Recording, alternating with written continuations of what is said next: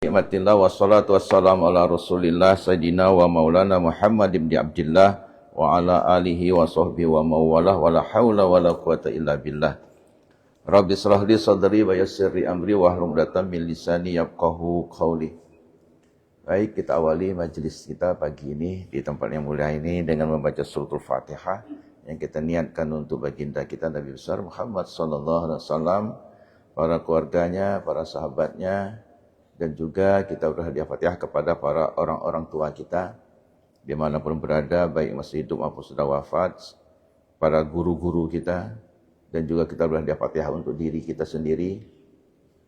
Kemudian kepada saudara kita, keluarga kita, jamaah kita yang sakit, kita doakan semoga Allah angkat penyakit mereka, Allah kasih kesembuhan, sehingga dapat bersama-sama kita beribadah di tempat yang mulia ini. Dan juga kita berhadiah Fatihah kepada sahabat pribadi, mudah-mudahan kitab kita baca, kita pelajari, mudah-mudahan Allah memahami dan juga mengamalkannya. Lihazin ya walikulli niyatis salih al-Fatihah. A'udzubillahi minasyaitonir rajim.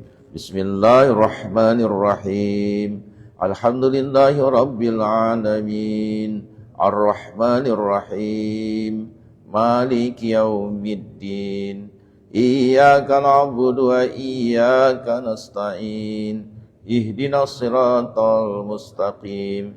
Siratal ladzina an'amta 'alaihim ghairil maghdubi 'alaihim waladdallin. Amin. Segala puji bagi Allah yang Maha menganugerahkan nikmat yang banyak, mudah-mudahan kita pandai mensyukurinya. Ketika kita mensyukurinya, yakinlah Allah akan tambah dengan nikmat yang terbaik untuk kita, baik di dunia maupun di akhirat. Untuk itu mari kita bersyukur dan kita menjadi hamba-hamba Allah yang pandai bersyukur. Salawat serta salam kepada baginda kita Nabi besar Muhammad sallallahu alaihi wasallam. Insyaallah ketika orang pandai dan sering berselawat kepada baginda Rasulullah, yakin dan seyakin-yakinnya Allah akan membalas dengan sesuatu yang istimewa. Apa itu? Tak lain adalah kita akan dipermudahkan mendapat syafaat baginda Rasul ketika berada di padang mahsyar nanti. Kita mohon kepada Allah agar kita, keluarga kita, jamaah kita semua menjadi ahlus syafa'ah baginda Rasulullah sallallahu alaihi wasallam. Amin Allahumma amin. Baik, di pagi yang mulia ini, di bulan yang baru ya, sudah Rabiul Akhir ya. Tanggal 4 ya hari ini. Nah, kita akan masuk materi kita kemarin bahwa ada 7 anggota tubuh kita yang bisa mendulang pahala dan juga bisa mendulang dosa. Tetapi di kitab ini disebutkan adalah dosa-dosa anggota tubuh kita yang 7. Mata, telinga, mulut, parat, perut, 5. Yang sekarang pagi ini insyaallah kita akan masuk tangan dan kaki. Maka taufiknya adalah dosa-dosa tangan dan kaki. Kita baca di kitab ini, adapun dosa-dosa yang dilakukan kedua tangan itu, maka di sini dikatakan, adapun kedua tangan itu maka engkau pelihara daripada menyakiti orang-orang Islam. Baik menyakiti itu dengan cara langsung memukul, ataupun kadang-kadang tanpa kita sadari kita zolim. Zolim di mana? Ketika kita mungkin main timbangan, nah itu kan tangan yang kerjanya tuh, tanpa kita sadari. Cukuplah umat Nabi Shu'aib yang bermain dengan timbangan, diluluh lantakkan Allah. Nah jangan diulang lagi.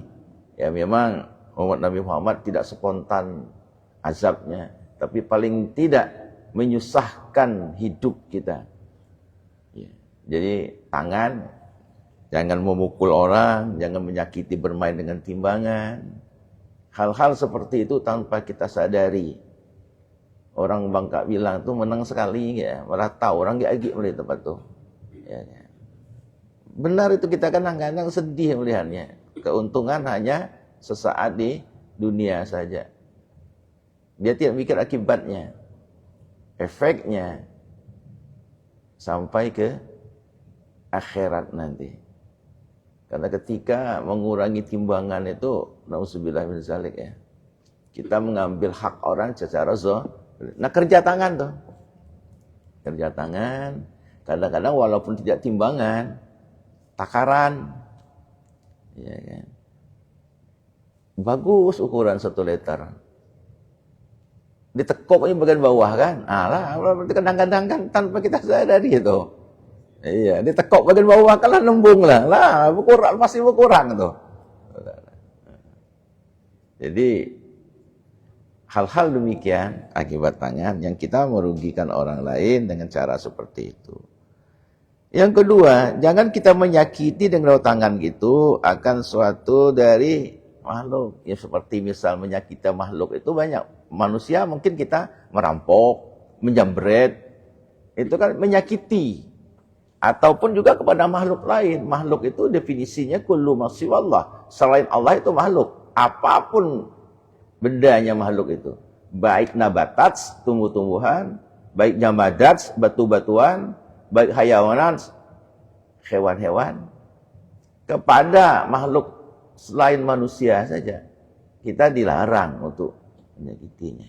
Nah, kepada makhluk Allah, sifatnya mungkin memukul, ya kan? Atau kadang-kadang dengan tanpa sadari, bahasa kita apa? Bangka melidang. Ada ayam, ada apa kan langsung manggel, manggel melidang adik-beradik itu. Melempar maksudnya kan bahasa Indonesia kan. Ya sinonimnya. Nah, itu tanpa kita sadari kadang-kadang. Kemudian di samping kita menyakiti makhluk dengan cara merampas, mungkin menjambret ataupun melempar atau dan sebagainya.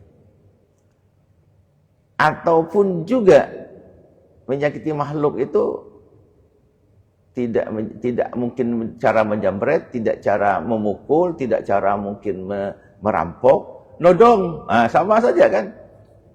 Nodong, tahu nodong? Nah, itu sama. Meres, itu seperti itu. Transaksi yang sifatnya riswah, sogok menjogokkan tangan itu, baik secara langsung maupun mungkin secara transfer tangan yang lain. Yang mentransfernya secara e-banking mungkin kan. Nah itu kerjanya tangan. Dosa-dosa seperti itu yang luar biasa. Kita kadang-kadang tangan itu bisa mendulang dosa, kami katakan tadi. Tapi juga ada pembelajaran yang baik dengan tangan ini. Tangan ini pernah dalam sebuah hadis dikatakan dalam urusan kita bersaudara, berteman, kun kal yadain wala takun kal uzunain. Apa maknanya? Bertemanlah kalian, jadilah seperti dua tangan, jangan seperti dua telinga. Karena kalau konfigurasi tangan, kedua tangan, beda dengan telinga. Tangan kan saling bantu, sisi positifnya. Tidak pernah saling iri. Tangan kanan nyuap, makan kita kan, ngambil. Tangan kiri bersih yang kotor. Tidak pernah berdebat mereka berdua. Tidak pernah bertengkar. Pernahkah tangan kiri komplain? Kata kau tangan kiri, boy, kadang-kadang kanyi, bo, kulit nyuap. Maka tidak pernah kan? Tapi kalau kuping, telinga itu, kalau satu pakai anting-anting, sebelah kiri tidak pakai anting-anting juga. Saling iri. Tapi tangan kanan kiri tidak pernah. Tangan kanan pakai jam, tidak pernah tangan kiri minta pakai jam. Tangan kiri pakai jam, tangan kanan tidak pernah minta. Sebab kalau kiri kanan pakai jam, kawan kau suka lihat sana taruh kawan kan. Ada apa kawan ini kan pakai jam kiri kanan kan. Kan seperti itu. Tangan ada sisi positif. Tetapi tangan juga kami katakan bisa mendulang dosa. Dua. Yang ketiga, tangan juga dikatakan di sini, janganlah engkau hianat dengan kedua tanganmu itu pada amanah orang. Ketika orang nitip barang. Nah, bahasa kita jangan kalau nitip amplop jangan dibuka dulu. Nah, simpan baik-baik. Karena orang nitip kita amanah dalam bentuk barang ke tangan kita, itu pasti karena ada pertimbangan di hati orang itu. Karena orang mungkin percaya dengan kita. Karena amanah itu kalau lewat dikit kan jadi khianat. Khianat itu pahamlah. Iza tu'mina khana. Ketika dia diamanahkan dia khianat. Bagian dari tanda-tanda munafik. Nah jadi yang ketiga, hindarilah tangan kita ketika orang menitip amanah, jaga baik-baik.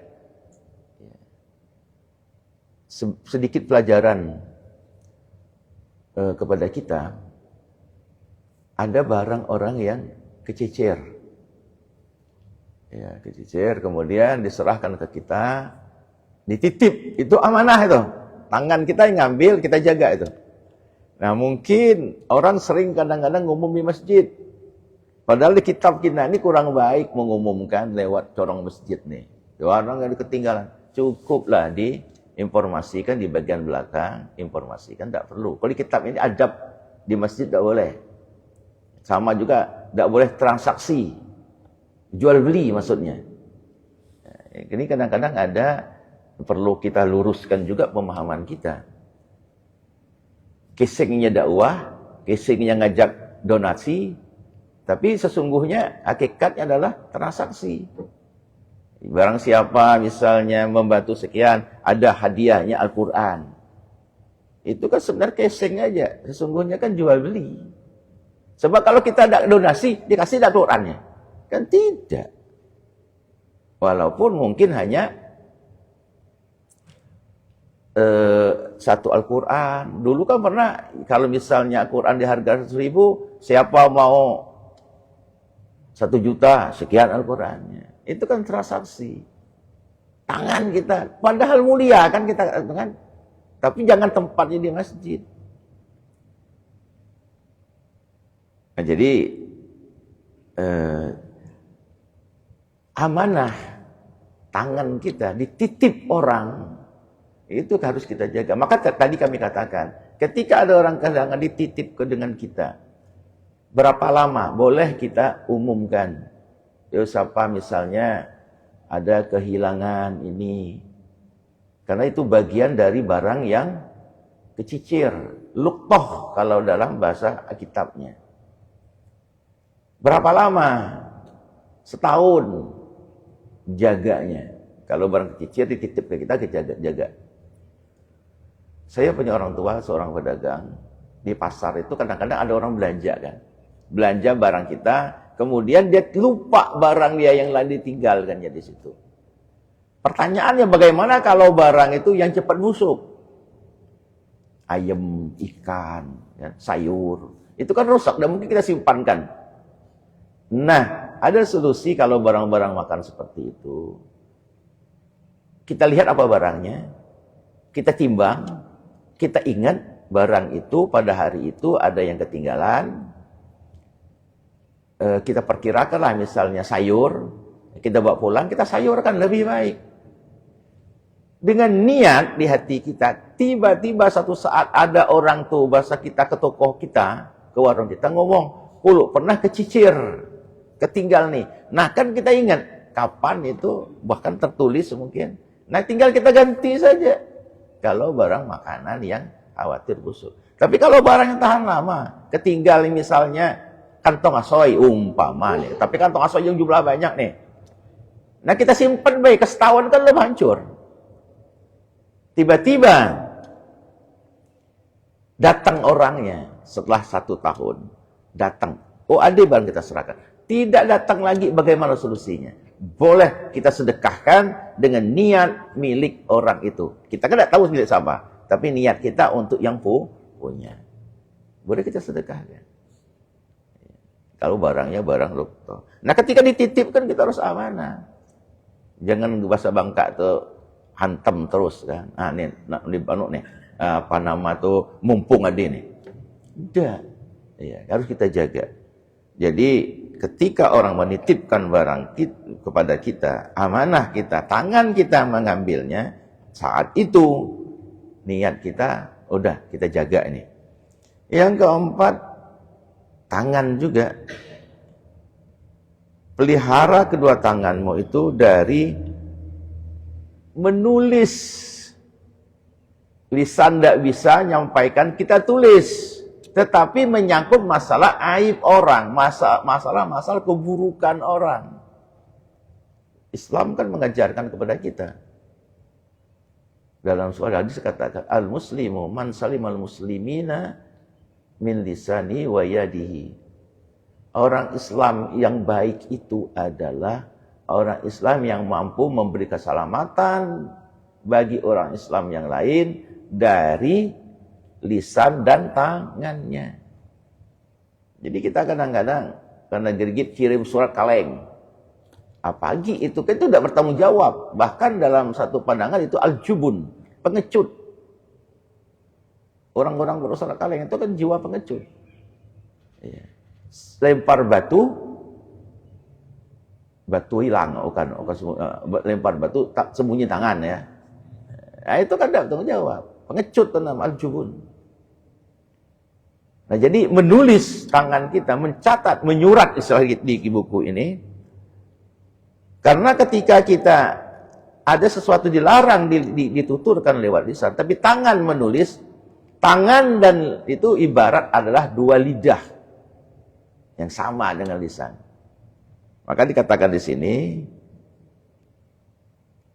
wajib memeliharakan lidah karena kolam, pena ini itu satu lidah daripada dua lidah.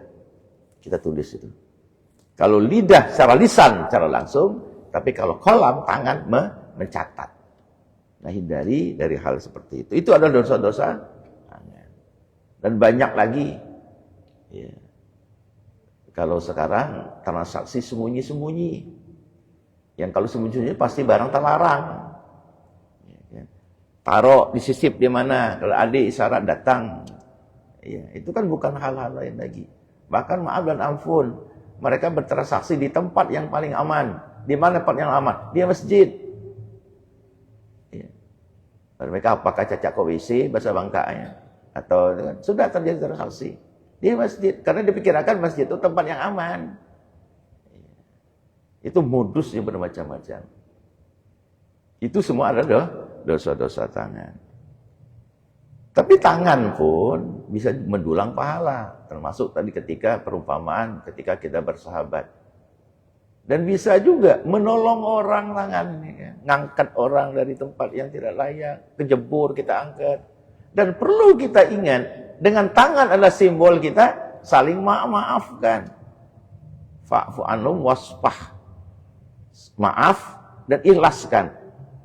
Waspah itu maknanya bisa juga adalah sofhah. Bukti kita memaafkan dan mengikhlaskan sorong tangan, sofha. Mungkin sebagiannya cipika-cipiki kan. Ya. Tapi paling tidak simbol ketika kita minta maaf adalah tangan. Fa'fu anhum wasfah. Maafkan julur tanganmu. Karena ketika kedua tangan kita berjabat, kan ada hadis mengatakan, ketika dua orang beriman bertemu, mereka saling jabat. Selama mereka masih dalam posisi di situ, Allah akan turunkan karunia rahmatnya dan Allah akan hapuskan dosa-dosanya. Jadi istimewa. Itu salah satu tangan juga bisa mendulang pahala. Tapi materi kita pagi ini adalah betapa dosa-dosa tangan itu. Berdosa tidak? Dulu, mungkin kini tidak pernah lagi. Dulu nek kita kalau ngecek ayam ke teloknya cocok ke jelingkengnya. Agak ada tak? Degi ya? Ya alhamdulillah karena telok lah. Mana kan ayam kampung tapi mana ayam negeri kan tak pernah. Ayam kampung kan laki teloknya kan, punya kurungnya kan, telak ngelepas. Berdosa tak?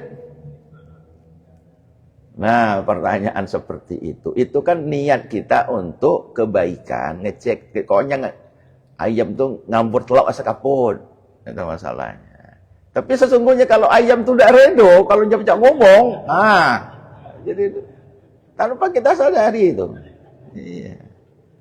Tetapi alhamdulillah sekarang tidak kan perilaku seperti itu. Menurut kadang-kadang saringnya, kalau kami naik kami sendiri, ya, ngangkapnya apa nih? Ngecek telok laki keluar rob. Itu termisu saja ya. Baik, itu tangan. Sampai di situ ada mau kita diskusikan tidak? Silakan kalau ada. Ya silakan Pak Haji.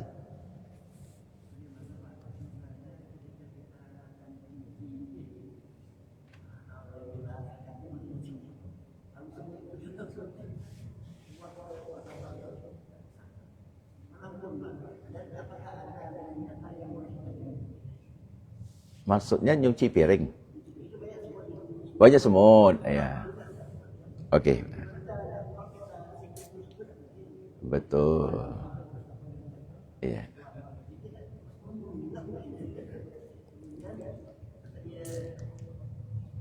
Yang tidak boleh itu kan nyiram dengan air kan tidak boleh. Ya kalau nyiram air kan berarti kan bisa membunuh. Karena ada hewan yang dilarang dibunuh, termasuk salah satunya semut.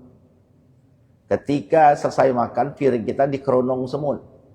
Dikerumuni semut. Bagaimana tuh? Kita lihat, semut hitam, lagi mendingan kita teper-teper cepatnya lari. Ya kan? Guyang-guyang belarinya kan? Itu kan. Kalau semut hitam. Tapi rata-rata yang naik ke makanan piring atau bekas makanan itu pasti adalah semut hitam. Jarang semut merah. Ya kan? Semut merah dia enggaknya nak piring. Kalau gigit kaki kitanya. Ya kan?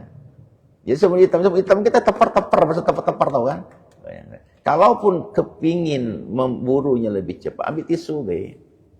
Gitu lah. Jangan siram dengan air karena memang ada klausul. Kita tidak diperintahkan membunuh, termasuk hewan yang diperintah dibunuh seperti tikus kan hewan diperintah dibunuh. Tapi tetap tidak boleh klausulnya membunuh dengan dibakar atau menggunakan direndam di air. Ini dia orang cepat mati rendam ke air tikusnya kan. Itu tidak boleh. Adab kepada makhluk. Walaupun tikus itu adalah hewan yang diperintahkan dibunuh lewat hadis Rasulullah SAW. Tapi bunuhnya ada cara yang mudah. Pernah tidak mulut tikus agar mudah mati? Pertama, kemungkinan pertama ekornya. Ya, ekornya tarik saja. Kalau geli tangan kita, apakah kita ambil sesuatu yang belakang parang itu, kita pukul saja matinya. Atau jumurnya. Ambil sesuatu yang agak runcing, lidi dah. Tujuk di jumur, cepatnya pingsan. Tewas tidak berapa lama. Itu teknis bunuh. Sama anjing itu, paling lemah di jumurnya. Siram ikut orang siram, enggak, pukul dikit saja dia hilang udah kekuatannya. Maka bahasa kita kalau ada asuk ngunggung kita duduknya kan takut kan, kira nak lidangnya kan, nak makan. Itu jadi semut hewan yang darah bunuh. Cara ambil tisu kita lap. Tapi kalau kami katakan semut hitam, kita goyang-goyang cepatnya lari lah. Samalah semut dibuli kan. Semut termasuk hewan yang dilarang dibunuh. Caranya kita cuci piring itu sudah kelak dulu, teper-teper dulu soalnya lari. Karena memang tidak boleh. Kesel. Siapa sudah kesel kayak semut nganggu makanan kita. Apalagi lebaran, kue lah bagus-bagus ditata di meja tamu. Orang lu makan ada tamu, yalah dapat tamu dulu. Tapi kan ada solusi. Semut itu paling menghindarinya. Orang sekarang pakai apa? Kapur ajaib. Hebat kapur ajaib juga kan. Itu kan kimia juga. Hanya nakutinya, bukan bunuhnya. Tapi ada yang sederhana. Sirih. Herbal, remak-remak bahasa kita. Kan aromanya tajam. Tapi jangan taruh di kue kita. Jiat umana kan. Tapi paling tidak di pinggir meja taruh. Ataupun kalau di meja makan kita, dia paling sungkan timun. Timun bagian atas itu tangkai itu kan pahit. Itu cara menghindari semut jangan mengganggu makanan kita. Ya kalaupun adenya lah makan, lah pakai piring ke sisa kita, ya suruhnya nggak bisa, ade mudah nyuci ya kan, lah dibersihnya kan. Tapi tetap adab terhadap makhluk. Ketika semut sekalipun, tidak boleh kita siram dengan air, apalagi air panas, membunuh. Ya.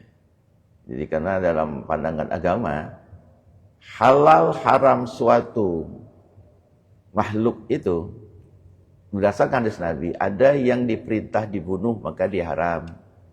Ada dilarang dibunuh, maka dia haram. Semut termasuk hewan yang dilarang bunuh, apalagi selain semut. Kodok, hati-hati kodok. Maka orang kadang kodok itu pernah untuk konsumsi. Pernah satu saat masa Rasulullah, ada sahabat membawa kodok, katanya untuk obat penyakit kulit.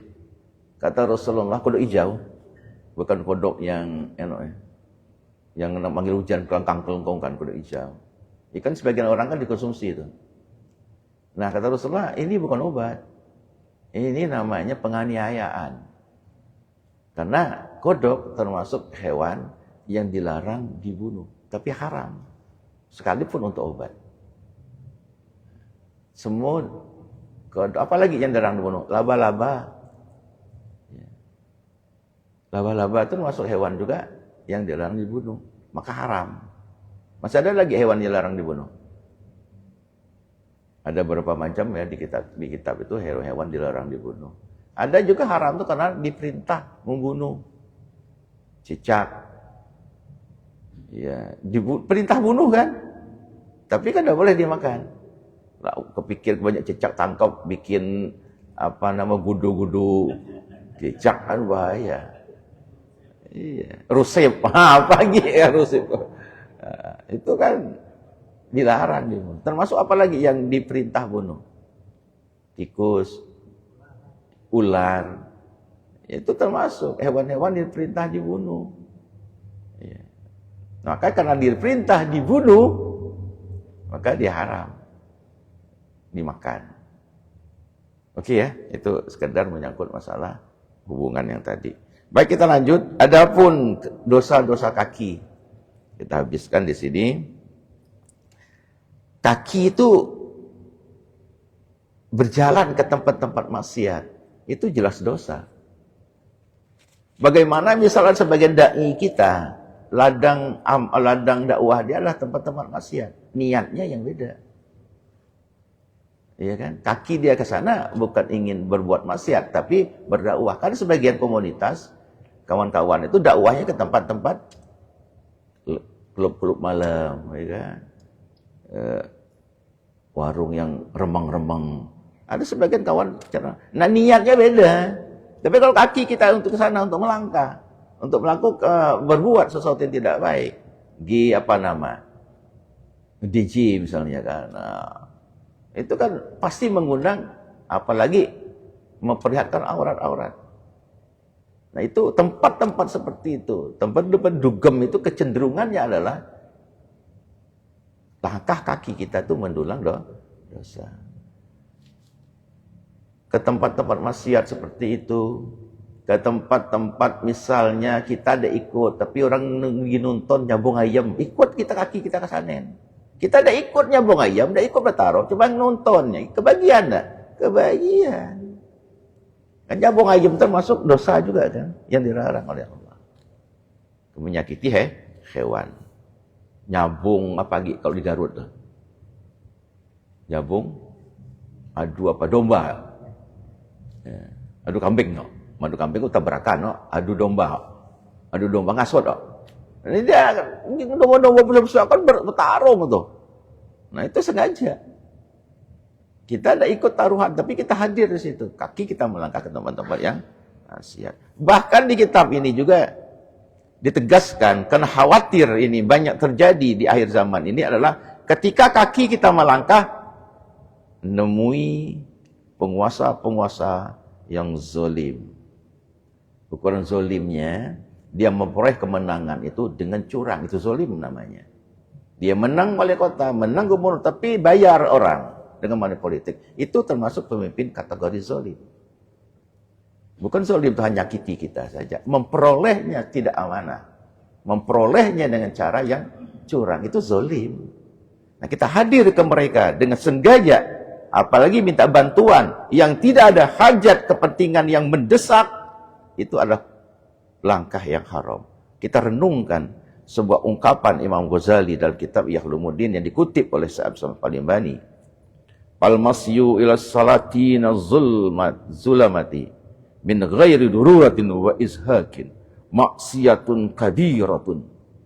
Maknanya kurang lebih, orang-orang yang berjalan menuju pemimpin-pemimpin raja-raja yang zalim,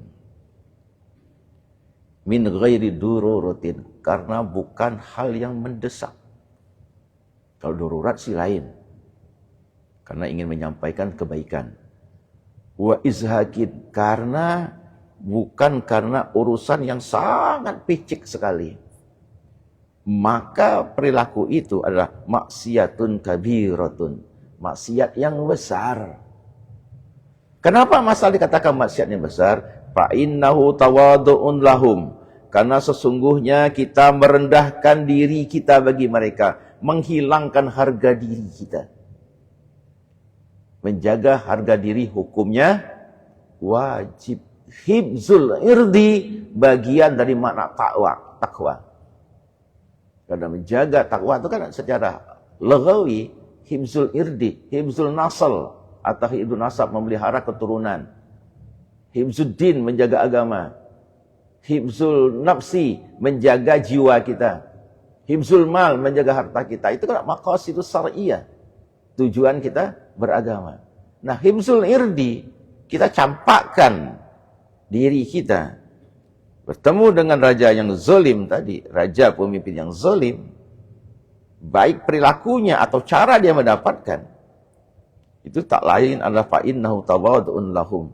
Maka kita sedang merendahkan diri kita. Merendah diri itu hanya satu, kepada Allah. Serendah-rendahnya diri kita. Tapi kepada manusia tidak boleh. Dan juga apa? Wa akramun lahum ala zulmihim. Dan kita juga mendukung atas perbuatan zalim mereka, kehadiran kita ke situ. Karena kita baca dulu tuh. Waqad amarallahu ta'ala bil i'rad anhum. Sementara Allah dalam firman itu memerintahkan kita untuk berpaling dari situ. Makanya dunia itu aman itu karena dua hal. Ulama dan umara. Tapi kalau umaranya ke ulama itu yang benar. Tapi kalau ulamanya ke umara, itu yang tidak benar. Hati-hati. Kita ini kebanyakan kebalik sekarang. Ulamanya yang nemui umara. Kebalik. Itu kita sudah menjatuhkan harga diri seorang berilmu. Kalau ulama itu kan perpanjangan tangan Rasul di muka bumi setelah Rasulullah wafat. Kalaupun kita ingin menyampaikan sesuatu kebaikan, kemaslahatan, mungkin kita cara bijak. Harus ada saksinya. Tidak boleh orang per orang, sendiri-sendiri. Ada orang lain yang mendamping. Baik kitanya maupun dari pihak rajanya, pemerintahnya. Harus ada yang saksinya, hakimnya. Benarkah kita untuk kepentingan orang banyak ataukah kepentingan diri sendiri? Nah, jadi musibah terbesar ketika ulama sudah mengemis dengan umaroknya. Itu yang sangat kita hindari. Kalau umaroknya ke ulama itu bagus, itu ada ditunggu. Minta nasihat. Karena memang Allah melarang kita. Dalam surah Hud ayat 114. Ya. Auzubillahi minasyaitonir rajim. Wala tarkanu ilal ladzina zalamu fatamassakumun nar al-ayat.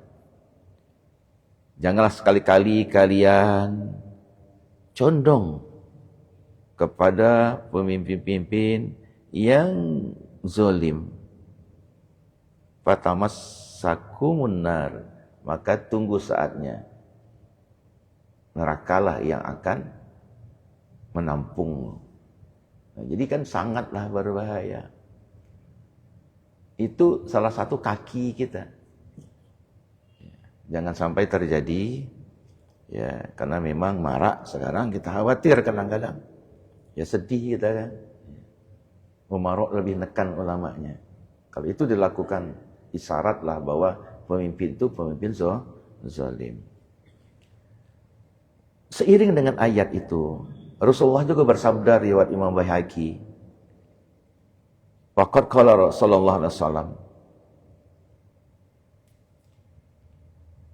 Apa kata Rasulullah? Man tawadha'a li ghaniyyin salihin zahaba sulusan dinihi. Haza fi ghaniyyin salih. Seseorang yang merendahkan dirinya kepada orang kaya yang soleh. Ada orang kaya yang soleh. Kita datang-datang ngemis ke sana. minta-minta untuk kepentingan pribadi kita, untuk kepentingan kelompok kita mungkin. Kata Rasulullah, zahaba sulusani dini, hilanglah 2/3 agamanya. Maka dalam sarah hadis ini, dini itu agama, itu maksudnya hilanglah 2/3 adabnya. Adab itu ada 3. Adab kepada Allah, adab kepada Rasul, adab kepada orang banyak makhluk. 2/3 hilang itu adalah adabnya kepada Allah, adab pada Rasulnya hilang. Maka dikatakan di sini sulusan dini, hilanglah 2/3 agamanya. Hilanglah etikanya, adabnya. Manusia itu bernilai karena akhlaknya. Manusia meninggal kan namanya. Kalau namanya baik, baik. Tapi kalau namanya buruk, akhlaknya diukur. Makanya ketika kita datang dengan orang kaya yang soleh, orang kaya yang soleh, kita merendahkan diri kita, hilanglah 2/3 dari agama kita, adab kita. Haza fi ghaniyin soleh, ini pada orang kaya yang soleh. Maka kata Nabi di ujung, fama sunnuka bil ghaniyil zalim, bagaimana kalau orang kaya yang zalim? Orang kaya yang soleh saja tidak baik, apalagi kepada yang zalim. Itu kekhawatiran ulama-ulama kita, termasuk Imam Ghazali, mengingatkan kita. Dikutipnya ayat di Surah Hud ayat 114, dan dikutipnya juga hadis Nabi di riwayat Imam Baihaqi. Berjalan kepentingan menemu pemerintah, pemimpin yang zalim. Baik zalim perilakunya maupun cara dia mendapat secara zalim. Maka hilanglah 2/3 adab akhlak kita. Dan bahkan nerakalah yang akan tempat menampungnya. Oke, sampai di situ. Ada mau kita diskusikan, silakan. Menyangkut dosa-dosa kaki. Tidak ada. Macam mana kita ngaju proposal untuk masjid? Nah, sekarang pertanyaannya kan itu. Bantuan ke masjid itu duit pribadinya apa duit negara? Duit negara kan? Adi lewat APBD, APBN. Iya, itu duit rakyat. Iya kan? Tidak tahu kita apakah dari pajak barang halal atau pajak dari pemotongan hewan non halal, itu tidak tahu kita kan? Tapi kita terima. Kan kita ngacu nih proposal. Yang kalau dari pribadinya, uang pribadinya, kita boleh khawatir. Ya. Tapi kalau kita tahu kehidupan kesehariannya, oh hasil kebun sawitnya jelas, hasil peternakannya mungkin jelas. Tetapi tetap sisi lain, tangan di atas itu lebih mulia daripada tangan di bawah. Kita kan harus pisahkan mana, tapi bahkan di kitab ini dengan tegas. Kepentingan pribadi, kepentingan kelompok, tapi jelas adalah kepada pemimpin yang zalim, tetap maksiat dosa besar. Itu masalahnya. Kita ini kadang-kadang ngukur maksiat itu hanya dari yang zahir, merampok, menjamret, berzina, mabuk-mabukan, membunuh. Itu kadang-kadang diukur. Tapi kita jarang sekali melihat bahwa perilaku itu adalah maksiat batin. Itu yang tidak pernah kita ukur. Polisi pun belum pernah nangkap orang maksiat batin.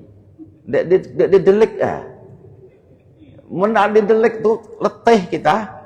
Orang iri dengki tangkap di penjara kan. Itu kan maksiat batin. Tapi maksiat zahir sih ada deliknya.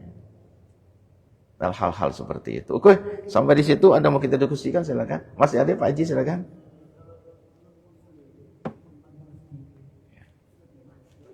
Oke, makasih. Selama kita tidak minta. Selama kita tidak minta, silakan. Minta ke orang soleh yang kaya pun ada sesuatu yang tidak baik etikanya. apalagi yang tidak seiman. Tapi kalau dia beri tanpa kita minta, sombong kita menolaknya. Terima. Ya, kata kawan, kita tidak tahu sumber duit dari mana. Hati-hati. Tidak usah, jangan kita bandingkan tentang mentang-mentang mereka non-muslim bahwa duitnya haram kali, dan tentu. Bahkan kadang-kadang yang muslim, kadang-kadang boleh kita kasus korupsi. Apakah ngapus korupsinya? Dia sumbang ke masjid? Tidak ngapus, tidak ngaruh. Bahkan dalam hadis dikatakan tidak ada nilai sedekah mereka itu. Jadi terima baik. Daripada nyeberinya untuk bangun rumah tempat prostitusi, lebih kali bahaya gara-gara kita ambil. Iya. Nyebangunnya kayak rumah mabuk-mabuk lebih bahaya kali kan. Ambil. Doanya tidak usah didoakan, terima kasih saja. Doanya kan terbatas antara kita dengan orang lain yang berbeda agama, kan terhalang. Ya, terima kasih, jangan didoa mudah-mudahan rezeki tambah murah rezekinya, panjang umurnya, diberkahi Allah. Kan tidak seiman dengan kita. Ya terima kasih, selesai. Selama kita tidak minta, tidak ngaju proposal, diberinya silakan. Yang salahnya kalau kita ngaju, ya minta ke orang kaya yang soleh saja tidak baik, apalagi minta kepada yang, maka di ujung hadis katakan, fama zannuka bil ghaniyil zalim. Bagaimana pandanganmu ketika minta ke yang soleh juga tidak baik, apalagi minta kepada yang zalim. Wallahu a'lam bishawab, seperti itu. Oke, masih ada Gi? Kalau masih ada silakan kita bisa diskusikan. Nah, jadi tapi sebaliknya, kaki juga bisa mendulang pahala. Langkah kita ke masjid ini, menghadiri taklim ini luar biasa. Itulah adilnya Allah. Ketika kaki kita melangkah ke tempat maksiat, Allah hitung hanya perbuatan maksiat. Tapi ketika kaki kita melangkah ke tempat yang baik seperti masjid, Allah hitung langkahnya. Maka dalam ungkapan itu, intisarinya adalah, ketika kaki kanan kita melangkah ke tempat yang baik, ke masjid, ke tempat taklim, dia mendulang pahala. Kaki kirinya yang melangkah, dia menghapus dosa-dosa kecilnya kepada Allah. Kata kawan, kami tidak berjalan naik mobil. Roda depan inilah perbandingannya sebanding dengan kaki kanan. Roda belakang sama dengan kaki kiri. Nak roda 2, nak roda 4, nak roda 17 sekalipun. Nah, ya. Putaran depan itulah simbol kaki kanan. Maka sepeda sama. Bahkan lebih banyak itu, mana putaran, mana ngincang, kan? Nah, itu salah satu juga ketika kaki kita manfaatkan untuk melangkah ke tempat yang baik, per langkah Allah hitung nilainya. Tetapi adilnya ketika tempat maksiat, perbuatan kita ke situ saja. Menditung per langkah, langkah banyak. Nah, dari Habang Sanin datang ke Pangkal Pinang misalnya kan. Tapi tidak, Allah Maha Adil di situ. Di langkah kebaikan yang kita lakukan Allah hitung per langkah. Jadi ke tempat masjid, ke tempat apa misalnya? Ke tempat taklim, ke tempat-tempat orang-orang yang butuh pertolongan, tempat penyaluran sembako, kita hadir ke situ. Itu kan ada kebaikan.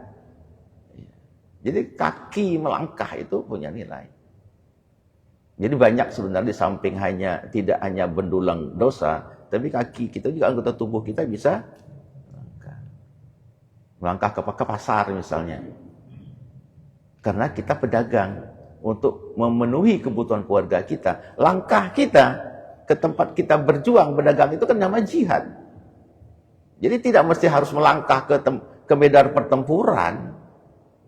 Kita datang ke tempat kita berusaha, tempat kita berdagang, kita berjualan dengan adil, tidak menzalimi orang lain. Itu juga langkah kaki kita menjadi langkah yang jihad. Niat juga, di samping itu juga kaki kita melangkah, tapi melangkahnya untuk mencelakai orang lain dengan niat jihad, ngebom masjid, ngebom tempat ibadah. Bukan jihad, langkah kaki itu jahat. Iya kan? Jihad itu lawannya kan, kalau salah kan jadi jahat. Jadi ada ruang di samping kaki kita mendulang dosa, dan juga bisa mendulang pahala. Oke, sampai di situ. Pas. Cukup dulu, kita tutup dengan doa. Auzubillahi minasyaitonir rajim. Bismillahirrahmanirrahim. Alhamdulillahirabbil alamin wassalatu wassalamu ala asrofil anbiya'i wal mursalin sayyidina wa maulana Muhammad wa ala alihi washabihi ajmain. Allahumma ighfir lana dzunubana wa liwalidina warhamhum kama rabbawna shighara wa li jami'il muslimina wal muslimat wal mu'minina wal mu'minat bi rahmatika ya arhamar rahimin. Allahumma harijna min zulmatil wahmi wa akrimna bil fahmi waftah lana abwabal ilmi wa zayyinna bil ahlatil hasanati wal hilim. Allahumma yassir umurana hadzal yaum umurud dunya wal akhirah rabbi yassir wa la tu'assir rabbi tamim bi khairi ajmain. Allahumma ja'al jam'ana hadza jam'an marhuma wa tafarraqana ba'da hadza tafarruqan ma'suma.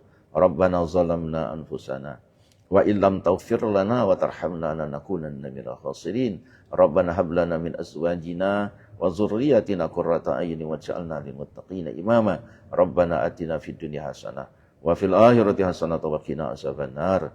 Wa sallallahu ala sayyidina Muhammadin nabiyil ummi wa ala alihi wasallam. Subhana rabbika rabbil izzati amma yasifun wa salamun alal mursalin walhamdulillahi rabbil alamin. Subhanallah. Wassalamualaikum warahmatullahi wabarakatuh. Taqabbalallahu minkum.